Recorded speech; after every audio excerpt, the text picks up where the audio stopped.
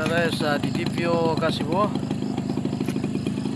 Nakarating tayo mahigit isang oras na biyahe sa Didipio hanggang sa Dipon.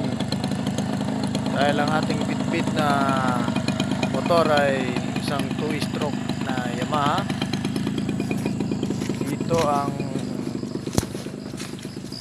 malalim na bundok. Yan, ito ay bangin na dyan. Ito ay bangin na. Mataas na yan. Ang daming fog. Kapal na ulap. Pero sa daan is hindi naman gaano makapal. Ayan. Ayan. Oh. Pero doon sa banda doon makakapal ang fog. Pero dito sa daan ay hindi gaano makapal. Ayan o. Ayan. Bye bye.